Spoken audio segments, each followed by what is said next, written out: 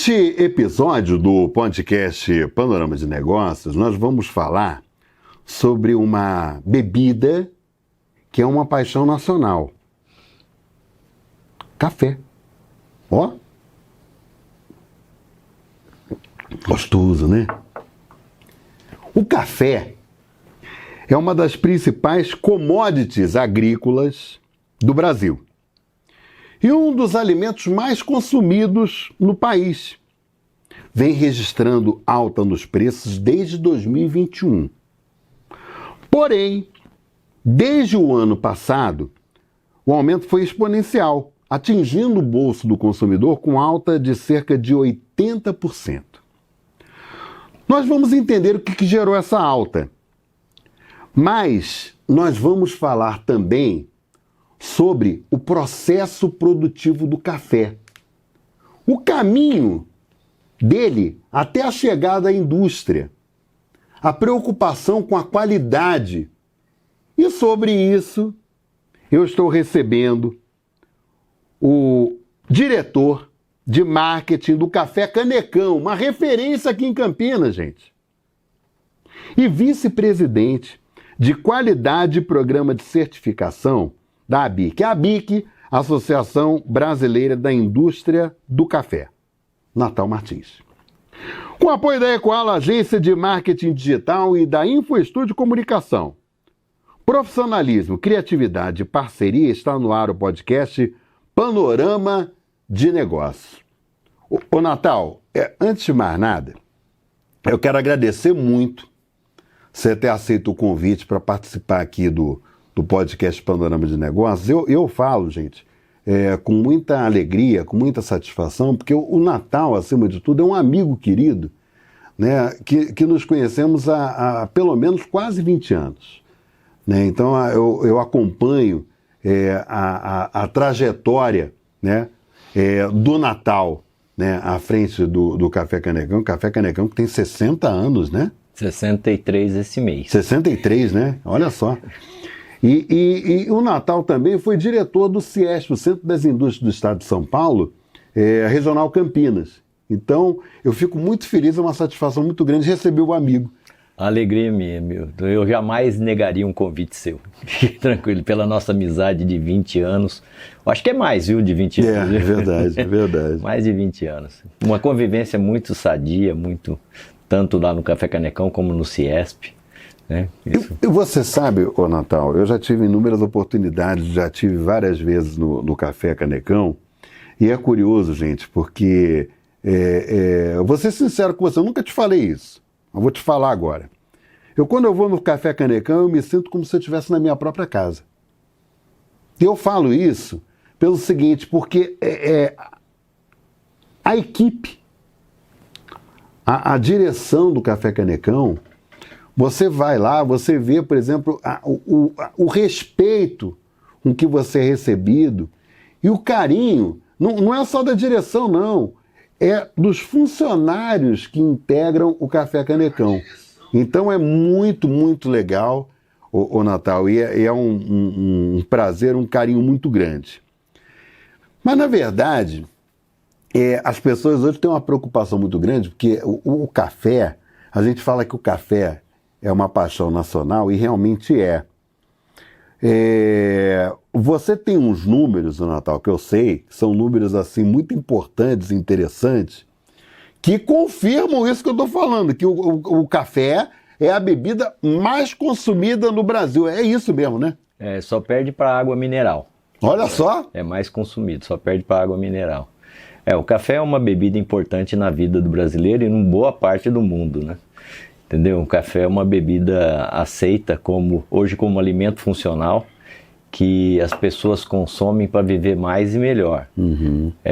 Previne uma série de doenças e tal, e faz com que a gente viva bem, né? Porque o café desperta na gente aquele estado de vigília, né? Para estudar, para trabalhar, para estar disposto. O café ajuda nisso tudo. Agora, o Natal, as pessoas elas questionam, não entendem, na verdade, a alta do café. O café realmente ele atingiu um patamar de preço muito alto, mas, na verdade, vários fatores, né, colaboram para que ocorra essa alta, né? E muitas vezes as pessoas pensam assim, isso é culpa do governo, isso é culpa da indústria, tá alto, a culpa é do Café Canecão. Mas, na verdade, o que as pessoas não sabem é que existe toda uma cadeia, né, que, por diversas razões, clima, por exemplo, um deles, né, leva a essa alta do produto. Eu queria que você explicasse para quem está acompanhando o podcast agora sobre essa questão que eu acho que é importante, né? O que existe no mercado de capitais, de produtos, de ativos, é um conceito muito antigo que diz a lei da oferta e da procura. Isso aí. Isso é o que rege o mercado. Então, quando existe uma expectativa futura de muita oferta, o preço cai. E quando existe uma expectativa futura de escassez, o preço sobe. E o ano passado, e durante esses anos todos, nós tivemos um aumento exagerado do consumo, não só no Brasil como no mundo. Por exemplo, a China hoje consome café, que é uma novidade para o chinês. Olha só que interessante. A chinesa de 18 a 25 anos é o que está puxando lá o consumo de café. E o meu irmão fala assim, você já imaginou, essas vão casar, vão ter filhos e vão disseminar a cultura de café na China, então a China vai ser logicamente um grande consumidor de café no futuro, certo? Então, essa expectativa de escassez que nós tivemos seca, né? Nós tivemos um pouco de geada, e essa expectativa de escassez faz com que os preços subam. Você entendeu? Isso não depende de ninguém, não depende do governo, não depende do Café Canecão, não depende da Associação Brasileira da Indústria do Café, nem dos exportadores. É uma reação do mercado numa expectativa de escassez. Isso aconteceu nesses últimos anos, uma alta jamais vista no mercado do café. O café tinha atingido um preço máximo nos anos 90 de $200, era o pico do café, mas ele ficava ali com um período curto com preço alto, e poucos meses depois começava a recuar, entendeu? Porque existia um equilíbrio entre a oferta e a demanda, certo? Nós chegamos com o café aqui a quase $400 ou mais, cafés finos chegaram a $500, $600, isso jamais foi visto, então ninguém tem culpa. A cadeia produtiva do café, se você me permitir, claro. Nós temos, a cadeia começa na lavoura, tá? Precisamos ali, um proprietário de uma propriedade rural, ali ele tem um investimento grande, né? Que você sabe que terras no Brasil não custa pouco, e ele tem que comprar as mudas e cultivar o café. Que leva hoje, no passado já levou muito mais, mas hoje um cafeeiro produz com 3 anos. Mais 3 anos de espera para colher a primeira safra. Tá? Interessante isso, Natal, para as pessoas entenderem, né? Porque às vezes as pessoas têm a ideia, quando se fala em café, tá ali na gôndola, eu compro, levo para casa e tomo. Né? Mas tem todo um processo. Eu acho legal isso daí, as pessoas entenderem como é que é esse funcionamento. Exatamente. Então aí muitas pessoas... Tem gente que nem conhece um cafeeiro, nunca viu um pé de café, que é muito bonito, aliás, né? Ele dá cerejas vermelhas ou amarelas, é muito bonito. E aquelas cerejas, depois de colhidas, elas não podem ser torradas. Elas têm que passar por um processo de secagem, por pré-secagem, e depois de seca, ela passa por um processo de beneficiamento.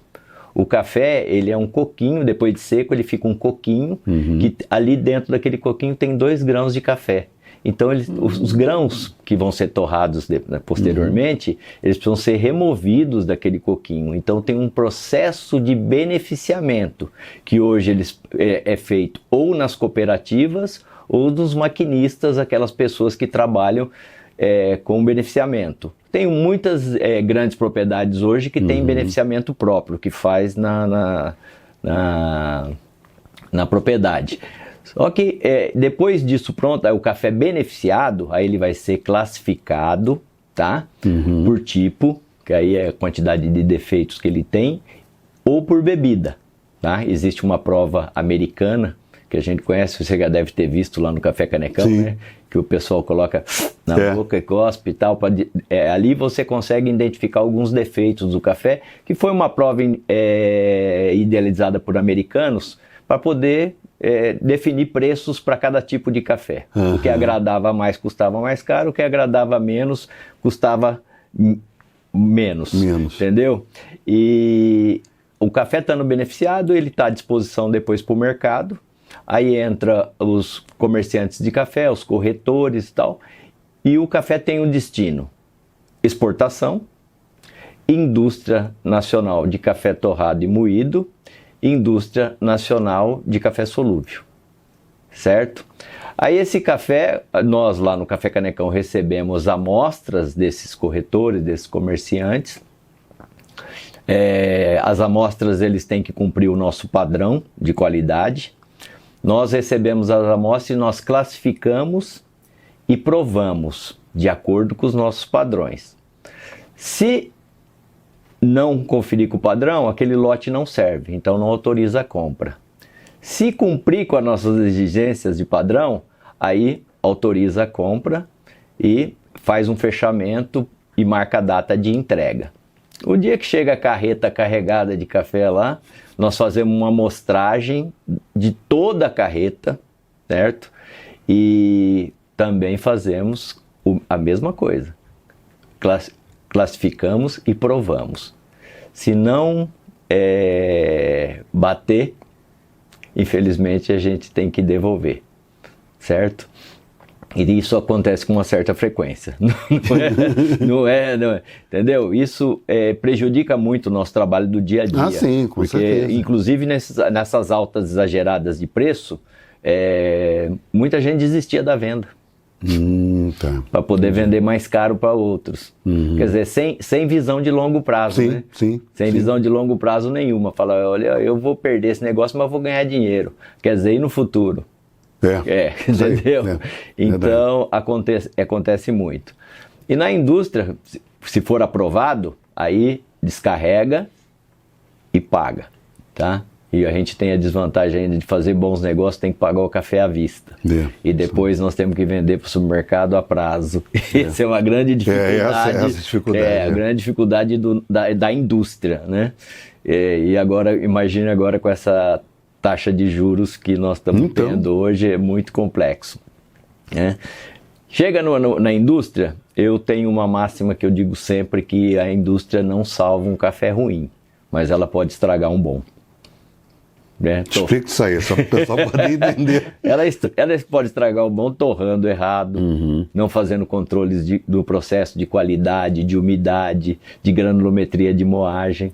Porque o que a dona de casa quer, Milton? A dona de casa quer padrão. Isso aí. Ela quer o mesmo sabor, isso aí. Ela quer a mesma cor. O consumidor está cada vez mais exigente. Mais exigente. Né?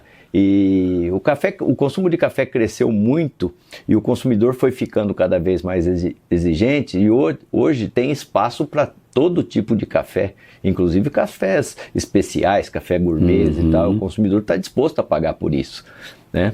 Então, na indústria, a gente tem que ter um controle muito bom para as características físicas do café, porque essas características podem influenciar no preparo, certo? Sim. Então, a primeira característica física que a gente leva em conta é a primeira fase do processo, é a torra. Ponto de torra tem que ser sempre o mesmo. Porque senão dá diferença de sabor. Não, dá diferença. Se ele tiver menos torrado ou mais torrado, o resultado final não vai ser o mesmo. Nós vamos ter diferença, e o consumidor não aprova isso. Você entendeu? Uma outra característica física do café torrado e moído muito importante é a granulometria de moagem. Se ele está grosso ou fino, também vai interferir no sabor.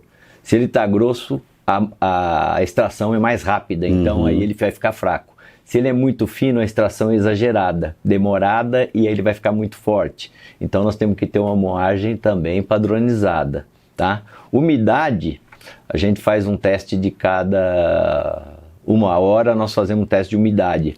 Inclusive isso é legislação, o consumidor às vezes não sabe que a Anvisa ela permite uma umidade máxima no café torrado e moído de 5%. Tá? Se tiver acima disso, tá fora da legislação. Porque a umidade ela pode acelerar o processo de oxidação do café e isso o café vai perdendo as suas características mais rapidamente. Então é insalubre, então não é bom. Tá? Você falou, desculpa, só para não perder Pois não. Você falou agora sobre essa questão da umidade. Muita gente pega o café, coloca naqueles potes, né, de café, aqueles potes. Uma lata ou um pote. E põe na geladeira. Aí muita gente diz o seguinte: isso aí conserva o café. Isso é verdade ou é da cabeça das pessoas, hein, Natal? Essa informação nós mantínhamos na embalagem. Mas aí nós fomos questionados sobre, mas que temperatura? Qual a temperatura que você tem que colocar? Qual a temperatura? Você acha que o consumidor vai lá? Não vai. Mas aí nós resolvemos tirar da embalagem e deixar o consumidor à vontade para armazenar. Mas é nítido que a refrigeração ela preserva as características do café por mais tempo.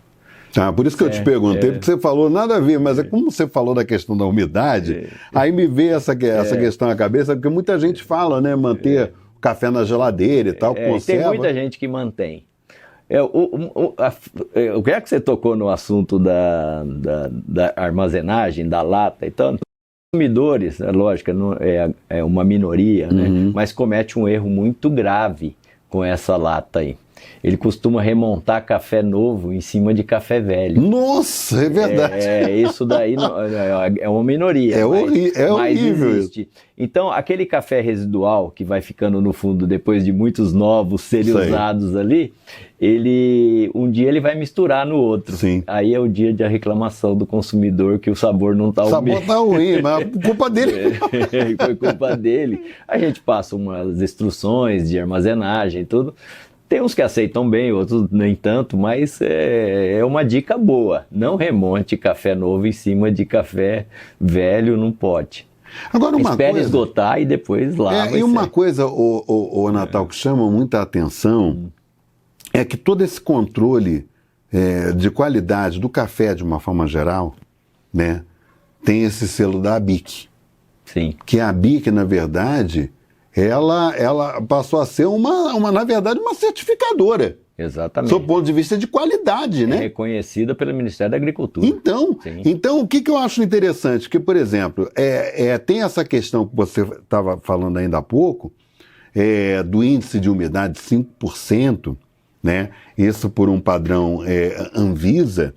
E é até interessante para as pessoas entenderem como esse processo, por exemplo, o café não chega assim no local, não, ele passa por critérios de avaliação muito fortes, muito pontuais.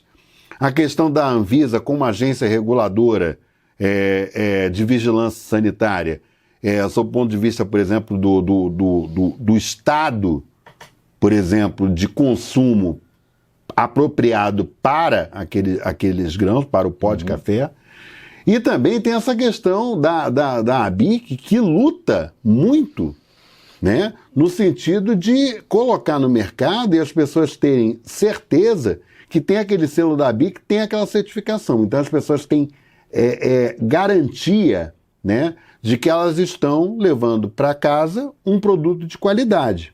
Exatamente. Né? Mas aí tem um detalhe importante. As pessoas sempre falaram muito isso, e eu acho que é importante pontuar, que as pessoas chegam falando assim, café os caras moem, aí os caras metem milho, metem lá algumas coisas lá para diminuir o pó de café e tal. E eu queria, ô Natal, aproveitar a oportunidade que doutor em café é o Natal Martins, gente. Estou falando para vocês porque esse homem aqui, vocês viram, estão vendo. Ele é uma enciclopédia. Né? Ele tem realmente esse cuidado. E é um apaixonado pelo café. Mas um detalhe, só de curiosidade, a profissão do Natal Martins é dentista. Eu sou formado em odontologia pela Faculdade de Odontologia de Lins, formei em 1985, trabalhei 1 ano e meio, quase 2 anos e parei para ir trabalhar no Café Canecão. Estou lá há 38 anos. É um apaixonado pelo café, eu fiz esse adendo, gente, pelo seguinte, para vocês verem, né, como o Natal é uma pessoa querida e uma pessoa cuidadosa, sob o ponto de vista de levar, né, esse produto de qualidade. E tenho certeza de uma coisa, ele é membro da ABIC, da direção, né? Vice-presidente de qualidade, de certificação. E tem um detalhe interessante, que as pessoas pensam assim, indústria de café, os caras brigam entre eles. Negativo, vocês estão enganados. O respeito, por exemplo, dentro dessa cadeia da indústria do café, ele existe, e é necessário que ele exista, e tem uma chancela da ABIC. Sim. Né? Então, por exemplo, a pessoa não, porque o Natal é do Café Canecão, ele puxa a sardinha pro Café Canecão. Não existe isso, gente. Existe um trabalho sério, que envolve também, na diretoria da ABIC, representantes de outras indústrias do café. Sim. Né? E existe esse respeito muito grande. Eu gosto de colocar essa questão, Natal, porque as pessoas, muitas vezes, elas têm uma visão muito deturpada, que é errada. Né? Então, acho que é importante para as pessoas entenderem que existe respeito dentro da indústria do café. Esse respeito é fundamental. E aí, Natal, eu falei sobre essa questão do milho e tal, porque a ABIC, por exemplo, ela foi extremamente importante no sentido de afastar da cabeça das pessoas essa questão em relação à qualidade do café, né? Exatamente, Milton. A ABIC é uma entidade que está com 52 anos. Né? Eu conheci a ABIC, ela era uma adolescente ainda, tinha 14 anos. Eu acreditei muito nas pessoas que conduziam na época a ABIC e na linha de raciocínio que eles tinham em relação ao futuro do café. E a primeira vez que eu frequentei a ABIC foi em 87, num congresso no Rio de Janeiro. E aí eu falei assim, não, o caminho é esse. Em 89, quer dizer, eu estava no setor há 2 anos, ela lançou o selo de pureza ABIC. Tá? Naquela época nós tínhamos bastante capital. O Tarcísio Meira foi nosso garoto propaganda. Né? Entendeu? Então, o programa de pureza era para garantir para o consumidor a pureza do café. Né? Que a fraude estava sob descontrole. Nós não conseguimos acabar totalmente com a fraude, tá? Ela existe ainda, ela diminui, mas a gente manteve a fraude sob controle e ela diminuiu bastante. Do selo de pureza para cá, a ABIC fez uma série de atividades muito importantes. Por exemplo, ela investiu muito na divulgação de café e saúde. Nós tínhamos um médico, infelizmente ele faleceu precocemente, o Dr. Darcy. Ele era um pesquisador de café. Eu lembro do Dr. Darcy. Você lembra do Dr. Darcy? Eu trouxe uma vez ele para Campinas, sim, 2 vezes eu trouxe para Campinas. O Dr. Darcy era um entusiasta, ele falava assim, a humanidade não escolheu o café como sua bebida matinal mais importante e isso daí faz mal para a saúde. Se fizesse mal, ela já tinha abandonado, entendeu? Inclusive tinha, eu me lembro, Natal, você estava falando agora, eu estou lembrando, inclusive tinha... um trabalho bacana, eu acho que era, inclusive o doutor Darcy era um entusiasta nesse sentido, da questão do café com leite na merenda escolar, não era ele? Nós fizemos um trabalho aqui no SESI Santos Dumont. Sim. Nós fizemos um trabalho de café na merenda, foi um piloto lá, foi muito interessante, entendeu? Porque o Dr. Darcy falava que café com leite é a melhor bebida para criança, tá? Tem todas as características. O Dr. Darcy, a ABIC investiu muito na pesquisa, a divulgação de resultado, coletando no mundo inteiro, e o Dr. Darcy foi fundamental para isso. Depois, em 2004, a ABIC lançou o programa dela de qualidade, um avanço do selo de pureza, né? E o Café Canecão, das 3 empresas primeiras certificadas, foi uma delas, foi muito importante. E numa dessa, Milton, Os 6 milhões de saca que o Brasil consumia em 1989, quando começou o programa do selo de pureza e depois foi evoluindo com tudo isso, hoje o Brasil consome mais de 20 milhões de saca mês de café. 14 milhões a mais. É porque o brasileiro passou a acreditar num produto que estava desacreditado, e hoje a BIC foi a protagonista dessa melhoria da imagem do café, melhoria da imagem do setor. Isso foi muito bom para todos. Temos sofrido bastante ataques aí dos cafés fakes.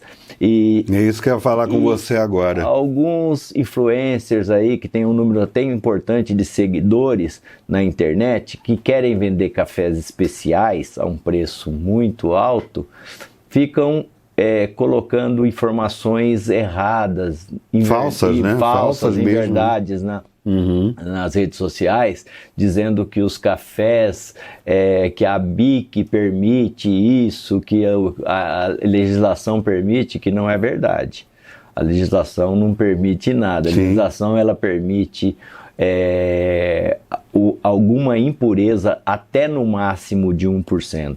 É isso que a legislação permite, porque pode, num processo industrial, acontecer alguma falha e tudo, mas é isso que a legislação permite. Chegam a falar em 40%, isso não existe. Não, acho que não. Pode existir dos não associados da BIC, dos não participantes do os não associados, programa. Gente, que o Natal fala, é que não tem aquele selo da BIC. Exatamente. Na embalagem.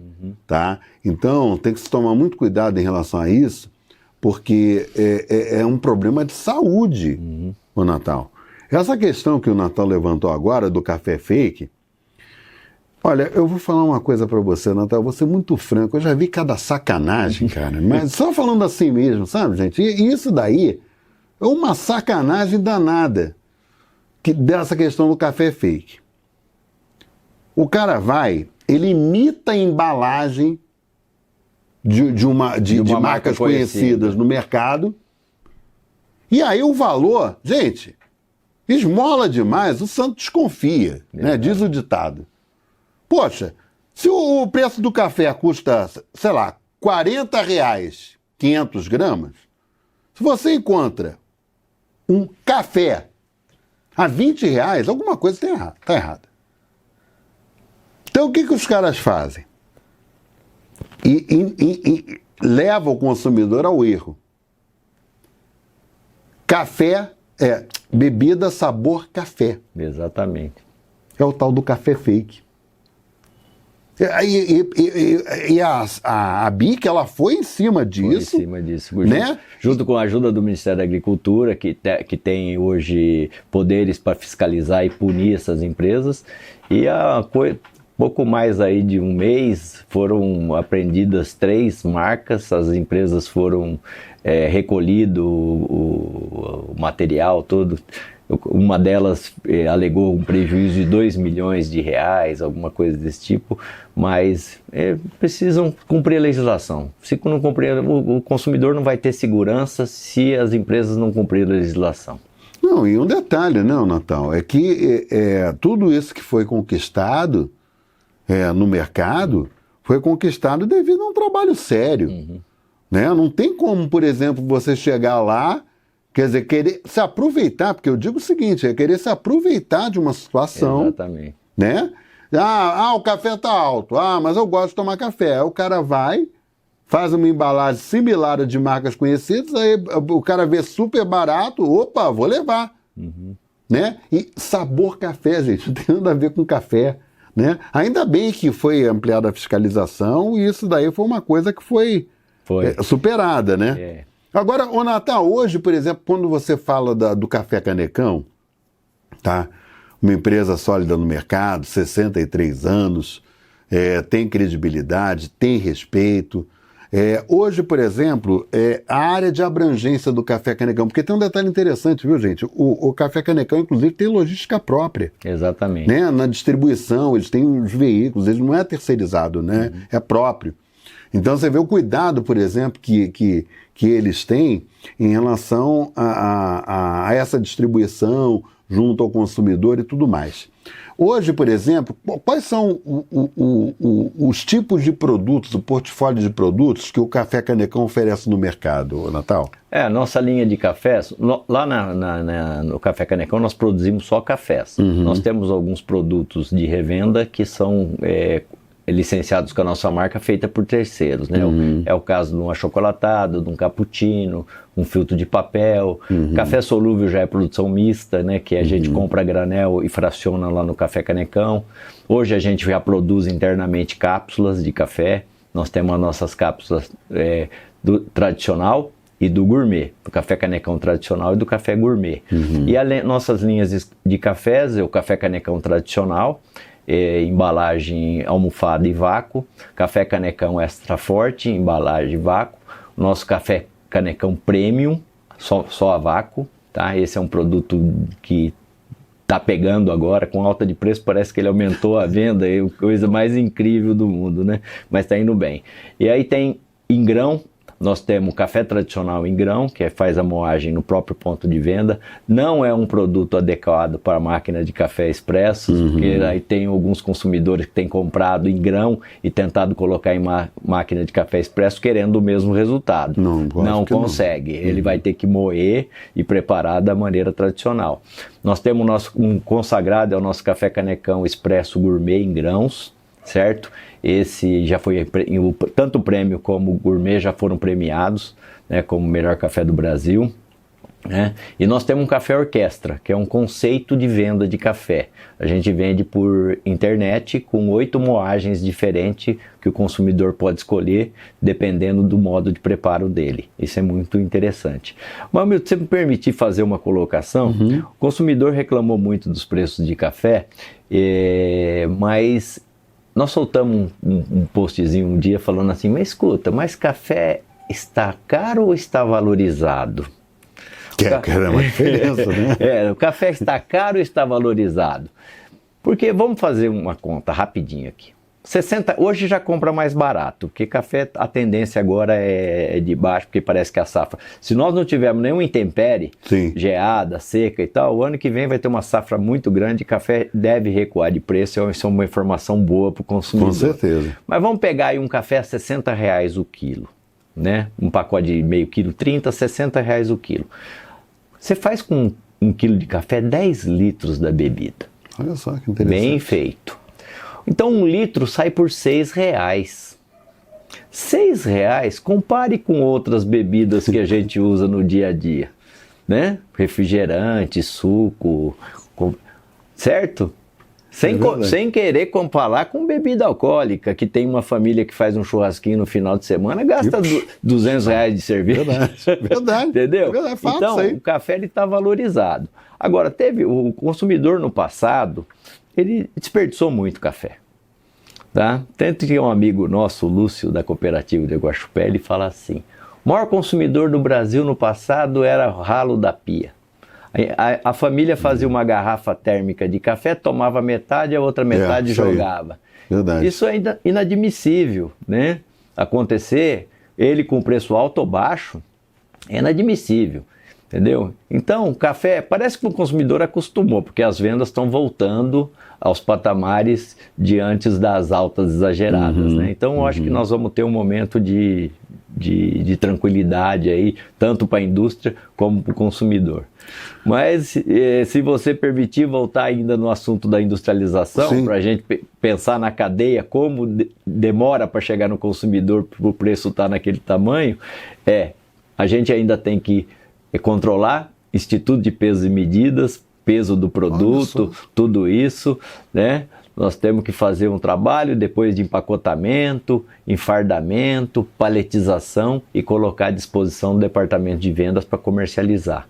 Aí vai vender para o supermercado, vai fazer a entrega, o supermercado vai pôr na gôndola, a gente vai demorar para receber, porque a gente compra à vista e vende a prazo, e o supermercado. Então deu para perceber, da lavoura isso aí. até chegar ao consumidor, é um caminho muito longo e sempre com agregação de valor e de impostos. Então, isso é bom para as pessoas entenderem, porque... né? Sempre com agregação de valor e impostos.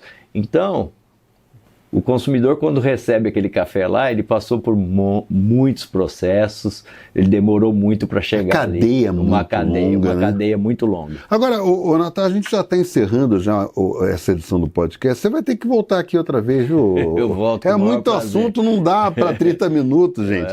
Mas é o seguinte, assim, de uma forma bem rápida, as pessoas às vezes elas não entendem. Por exemplo, qual a diferença, por exemplo, do café tradicional para o extra forte? Existe qual é essa diferença, hein? Existe uma diferença porque o café tradicional ele tem uma torra tradicional. E o extra forte ele tem uma torra mais acentuada, que vai dar um amargor maior no café. Você entendeu? Sim. Então, basicamente a matéria-prima é a mesma, né? Nós usamos os mesmos blends, mas ele tem uma torra mais acentuada, que vai dar mais corpo. Porque os atributos de qualidade do café, você tem amargor, que é um atributo importante. No café extra forte ele tem um amargor mais acentuado, tanto que o tradicional. Aí ele tem acidez, entendeu? Doçura e sabor residual. Sabor residual no café extra forte, ele vai ficar mais tempo, o sabor residual, entendeu? Tem consumidores que gostam disso. Tanto que o tradicional tem um sabor residual mais rápido, mas ele é mais agradável. Sim. Eu, por exemplo, não gosto de café muito forte. Eu sempre gostei de cafés mais suaves, né? Aprendi a tomar café dessa maneira e minhas filhas e minha esposa acompanharam e hoje a gente gosta de café. Mas tem o consumidor que toma café com os olhos, né? Ele quer café que faz uma cor forte, tinta, isso é importante. Então os extra fortes são importantes disso.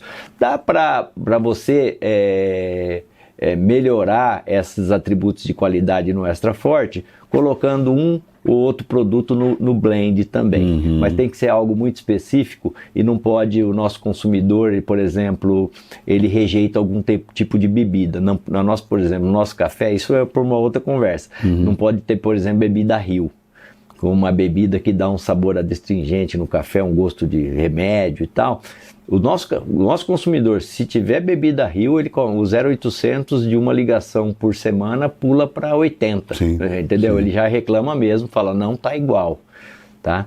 Então, por isso que nós provamos o café antes de comprar e depois de comprado, certo? Natal Martins, eu costumo dizer que toda vez que eu converso com você é uma aula, porque a gente tem a oportunidade de conhecer tão quanto é maravilhosa essa indústria do café e tão quanto é maravilhosa essa bebida, né? Quando eu abri o podcast eu falei que é uma paixão nacional e isso é fato. Quero te agradecer demais por você ter aceito o convite. É sempre uma alegria muito grande estar em contato com você. Você sempre traz notícias importantes, positivas, né? E a gente está precisando mesmo, né, de muita notícia positiva, muita coisa boa. Eu agradeço, viu, Natal, mais uma vez. Eu que agradeço, meu. Tenho um prazer estar aqui com você sempre. Pode convidar que eu venho sim, viu? E olha, ficou em dúvida em relação a algum momento da entrevista? Não tem problema, você volta, assiste novamente, quantas vezes quiser, no canal do Panorama de Negócios no YouTube. Né? E as notícias de economia, de negócios e tal, você acompanha no site do Panorama de Negócios, em www.panoramadenegócios.com.br. Forte abraço para você, obrigado pela companhia e até o próximo episódio.